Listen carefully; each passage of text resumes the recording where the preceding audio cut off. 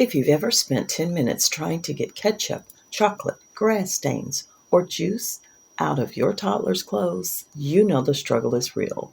My granddaughter is a busy toddler, and every outfit seems to collect a new stain before the day is over. So I tried something that promised to help tackle those stubborn toddler messes. This is the Active Baby Laundry Booster, and I loved how this works. This product was sent to me for review, and today I'm sharing my honest impressions while showing you exactly how I use it in my laundry routine. Let's take a closer look.